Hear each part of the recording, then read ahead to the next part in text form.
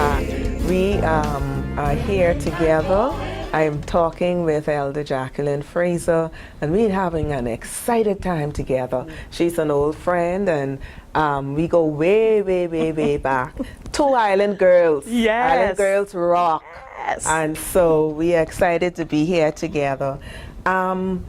Elder Jackie, who's that one woman who has influenced you the most, who's had a significant impact in your life?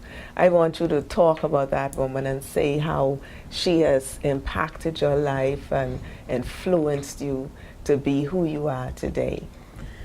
Dr. Judy, most persons look for celebrities or well-known persons as their person, that's the person who influenced them the most. The woman who has done that is no celebrity. She's a celebrity in my book, but that's my mother, Dolores Orally Sawyer Ferguson. Yeah. She's 81 years old. Will be 82 if God spares her life in October. But she has been the strongest influence in my life. She is the epitome of a God-fearing woman, you know. As I said, we grew up on the island. She had 5 children, but she gave of herself to just not only her children. She has been she was an educator for 45 years, 45 years plus. So she have a lot of children out there who she has mothered, and many of them, they rise up and call her blessed as we have, you know. We always we're told about how she started the lunch program in Columbus Primary when she was there, because again, I guess that's where I get my compassion from and all that, because she was always concerned about persons not having food, and she always wanted to give, even in the neighborhood, you know. She would always cook and give and make pancakes, penny cake, peanut cake. She always was on the giving end. And she has impacted me so much, because she has been through changes and stuff in her life, you know, and she showed me how to be a godly wife, a godly mother, you know. She really instilled these qualities in me, and I would put above any celebrity. Yes. You know, she has always been there for all of my siblings. She's always it's only in the past couple of years now that dementia has set in, that you know, she's not able to do, and that is difficult for her, because she's always been the person going and giving and serving yes, usher, right? No, she was in the choir, and her latter years, well, even when she went, because she went when Zion Yamacraw was started. She became their choir director. So she directed the choir for 18 years. And so she always served in church, you know, even when before she was in leadership position, because she is also a deacon, she always served. She's not always want to be pushing in the front or whatever, but I just admire her, and even now in her twilight years, as she's unable to do as she used to, she would always say thank you and be so grateful. But we say, Mom, you did. You know, this is not a duty of ours. We have to, I mean, it's not we doing it because, oh, this is my so grateful. Yes. My mom was like that. My parents are like that. You got to say a little bit about your dad too. Because I know your dad. Right. But that is one thing I so appreciate with my parents. You know, the things that you were saying really resonate with me, because they're always so grateful. They've never been the kind of parents who felt, okay, you all are obligated. And because of that, you want to do so much more. So much. Awesome. Yeah, she's always, you know, even in her state, the state that she's in, she's always will say, thank you, baby, you know, and always blessing you, and, you know. But we say, Mommy, you did so much. We wish we could do more.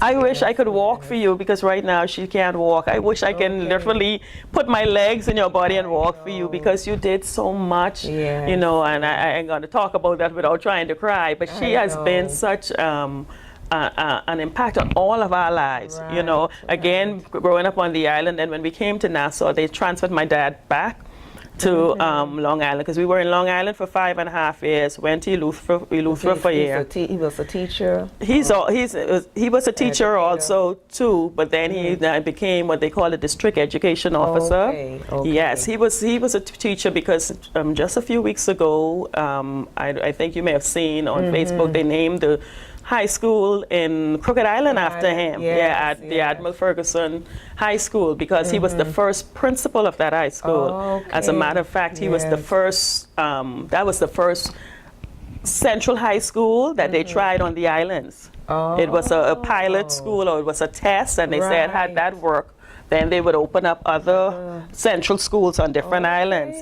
So it was a success, thank God. And so other central schools which were started. And so they named, because he was the first principal and he started it, so the school was just renamed after him a few weeks ago. Right, awesome. And so my mom, when my dad was transferred, because we're from Crooked Island and Acklands. He's from Crooked Island, she's from Acklands. So the children were born between the two of those islands. And then we went to Long Island and Eleuthera, as I said. And so when they transferred him back to Long Island, Mom stayed here with the 5 of us going to high school. And so you know what it is to have 5 teenage children and all that. And she just kept going, and she took care of us. And, you know, Dad did his part, as I said, because he wasn't here, but he made sure all our needs were met. I told people, but when I look at it, I didn't realize that we really didn't have that much. But to us, it was like we were the like we were the richest people in the world. You know, that's how comfortable they both made made their family to be, and I thank God for both of them. But because you were asking me about the influential woman, I know. But Mom too. You know, as I said, she.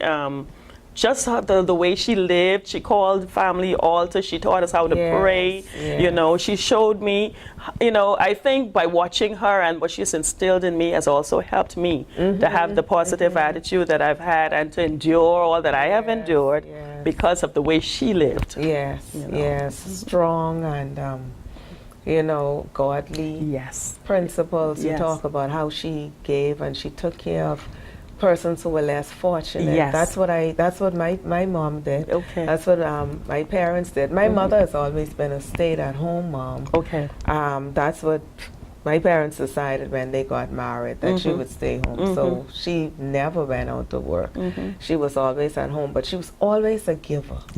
You know, and our stories are so much alike in terms of how we watch our mothers give and do and what they've taught us and all of that. And I long to see that happening with this, with our generation doing it for the children, and then the generations coming behind us. You know, really impacting the lives. You don't have to wait until they go to the school. You don't have to wait for a teacher to do it. You don't have to wait for the church to do it. We can make an impact on our children. And I know you have 2 beautiful daughters, and I see how, you know, they've been raised, and every time you see them, they're so loving and you know, I believe that is what we should do. A mother really should play a big part in the lives of children, and how you know, what we do, how we impact. Even though we know that from the biblical standpoint, the father really has the responsibility. But I think in the society that we live in, as mothers who know what to do, godly mothers, we really have a responsibility we do. To do as much as we can, so that we can raise our children with those principles and morals and values. It hurts me, you know, when I see what's happening in our society. Because I think if we put more into our children as parents, then we really won't have as much as what we have out there. For sure, that's for sure. And see, my mom basically grew up with us as children. She got married at the age of 23, which was late in those days. But by the time she was in her early 30s, she had all her children. So we kind of grew up together. And when I say grew up together, she was still young. She didn't, you know, we didn't disrespect her or think we were on the same level. But with her growing up with us, she was able to participate with us and being a teacher. So she'll be home when all of us are home at the same time. So when it came to playing hopscotch or skipping rope, she was there with us. You know, and so even that gave us a bond, you know, that has really established good family values. That is awesome. That is really, really awesome. And we honor her, you know, at the age, and you're doing an excellent job, you know, just taking care of her, having that willingness to do that, because so many persons grudge having to do that. Yes. And so that's a blessing. Amen. That's a blessing. Introducing 6 super book titles by Dr. Judy L. McIntosh-Smith.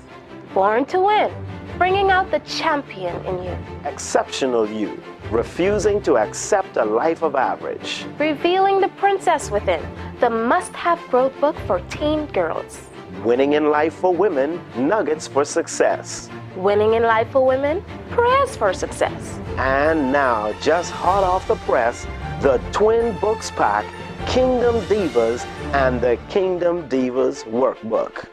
For more information, contact Ms. Chantel Bernadine, WILTV at 362-1357. And you are a mother to 2 beautiful young ladies. We can't call them girls.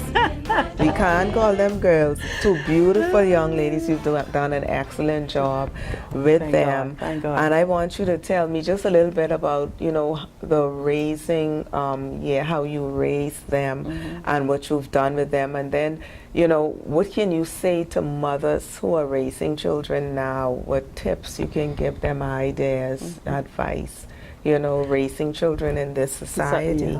And I'm sure you can identify, you know, raising children are not, it's not an easy job. Right. People think, you know, you're pastors and you have, you know, you're saved, so everything should be perfect, you know, but, you know, children are children. But I try and instill in them the same godly principles that were instilled in me. Pray over them. I teach them how to pray and how to not just have your parents praying, but you know, I used to do many mornings as we drive into school. I say, okay, now you pray. Each one of you pray, you know. I'm going to pray over you, but I want you to pray too. Exactly. So I've instilled in them what was instilled in me, you know. I had to learn too that the 2 of them are different. Yes. I can't say, why don't you do this like Randia, why don't you do what Rianne did, or vice versa. I find that they are completely different, so I have to embrace their differences and know how to deal with them with the differences. So what has been instilled in me from my mother or parents is what I'm trying, you know. Of course, they would say to you, well, Mommy, that was back in your time, you know, certain things. But God has graced me with the ability, I should say, you know, to bring them up in the fear and admonition of the Lord. Are they perfect? No. They're not. But then I stand on the word of God. If I train a child in the way that they should go, when they're old, they'll not depart from it. And I'm seeing the fruits from it. As I shared earlier, they were able to encourage me when I needed the encouragement because of what was instilled in them. Awesome. And as you said, to mothers, I would say to them, you know, as I said, don't try to compare them with other children in the house, or even, you know, because sometimes we want our children to be A students or whatever and compare them with others, and your child may not have that. So I would advise them to make sure that your children, know them individually and deal with them accordingly. But of course, instill godly principles in them. Absolutely, absolutely. And Ray, as we close, what legacy would you like to leave for persons behind? I would like to say to other women, trust God. Really trust Him. You know, the old people say trust Him when you can't even trace Him. You know, because when we depend on our own ability or strength, we'll fail. But the legacy, I would want it to be said that Jacqueline Fraser passed this earth, and one of the things that she has left is that serving God and allowing God to lead you is the best thing. And she also showed that in spite of what you go through, you know, restoration can come. Resurrection is there. Trust God and allow God to lead you. She's a woman that stood with her covenant with God, her covenant with her marriage. In spite of all that has taken place, she still trusts God. Yeah. And I want that legacy to be seen, that, you know something, she carried God's glory. She's a glory carrier. If nothing else is said about me, it's all about God. I don't even want it to be considered because of how she stood in her marriage. And I want God to be glorified. Yes. So the end result, I want my legacy to show that she really was a good glory carrier. Yes, she really displayed God in her living, her characteristics, and the way she treated people who didn't treat her right. You know, it all shows that she's demonstrating what God has deposited in her. And that's how I want to be remembered. Awesome, awesome, awesome. Yeah.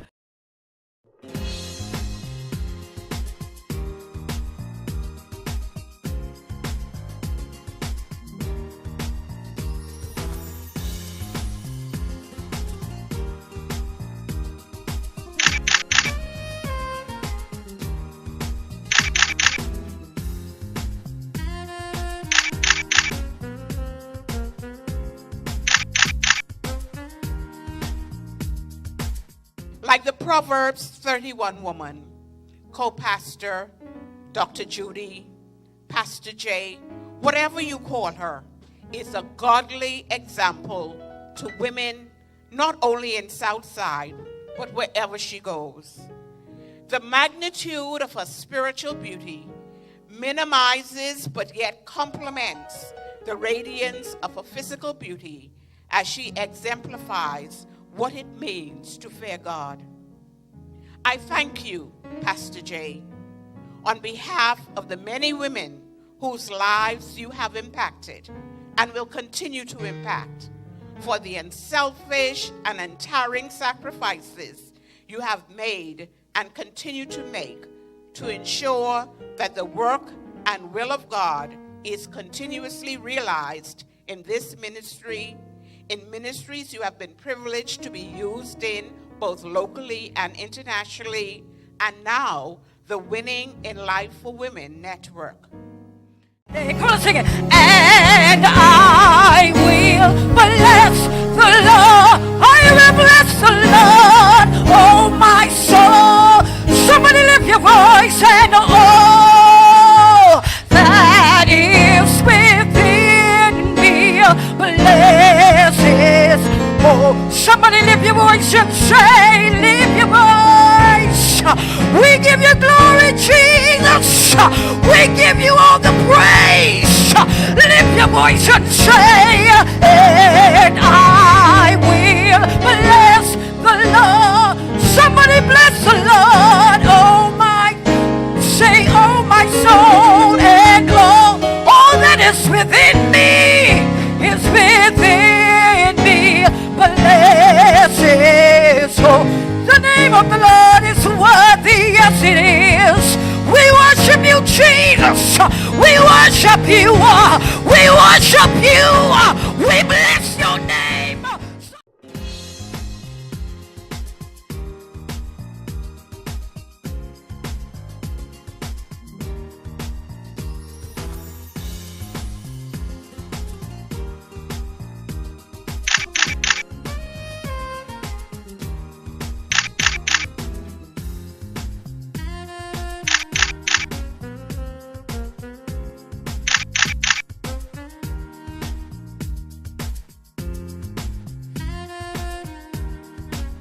Many of you here tonight can testify to this.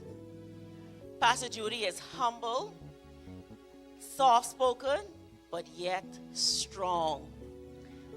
Don't never take that quietness for weakness. I highly respect Pastor Judy as a person and an anointed woman of God. I enjoy working with her as she ministers, and oh, how God uses her mightily. For every time I work with Pastor Judy, I see a different level of anointing on her. So I know that this is an anointed, called woman of God. I am grateful for this blessed opportunity because, folks, let me tell you something. This is a blessed opportunity to work along with Pastor Judy. This woman of God is gifted in many areas. We know that she is a preacher, a prophetess, a mentor, an author, and like Elder Munning said, a CEO. She has many gifts in her. So I am truly, truly happy for Pastor Judy as she celebrates this momentous occasion. As a friend, Judy is always willing to give, whether it's an advice, her time, her treasure, or simply just a gift. There's nothing that is too good for this lady to give or share with me. Our friendship is so strong, and this is a direct result of her husband, my good brother, Pastor Clifford. My good brother, Pastor Clifford, and my dear husband allowing us to share this bond. Some days, Judy and I would talk for extremely long period, whether it's face-to-face or by telephone, and our hobbies will not complain. One of the attributes that keep us so connected is that we concentrate on positive things and never allow others to consume our time with idle talk. Whenever any of us have a situation, whether it is good or bad, going on with us, we know that the other one is just a drive or call away. I know my friend so well, I can figure her out as to when she wants to be bothered or whether she just needs some quiet time. My friend has so much unique qualities. She knows how to motivate others, and I am the recipient of this so many times. Excellence is engraved in her life. As a friend, I have watched, appreciate, and admire her spirit of excellence. She lives her life by doing everything with a level of professionalism and excellence.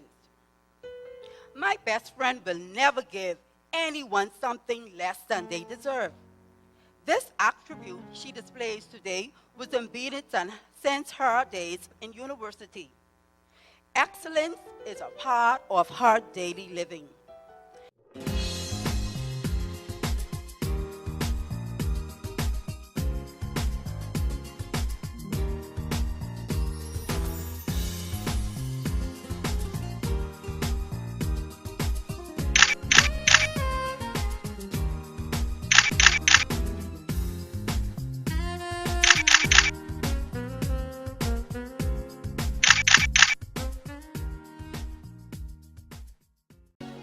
I had the privilege of connecting with Dr. Judy McIntosh-Smith through social media.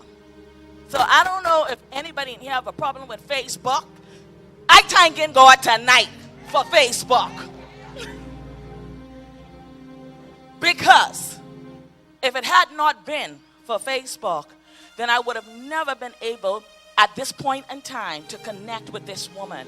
I remember a few years ago, she gave me a personal word. She inboxed me and gave me a personal word that really shifted my life and helped me to come into a full and complete understanding of who I was in the kingdom of God.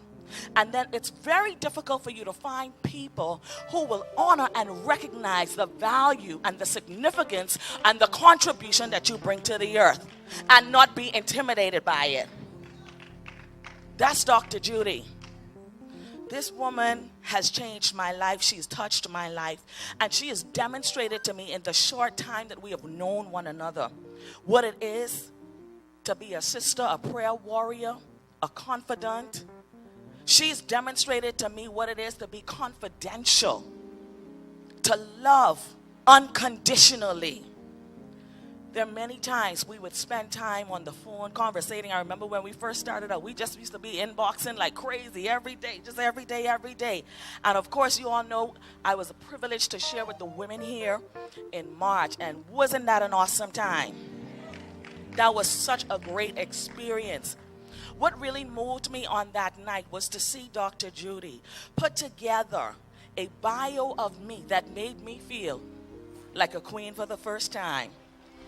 I sat in that chair and I cried like a baby because I have never come across another person like this in all my 41 years of living who was not afraid to celebrate another sister.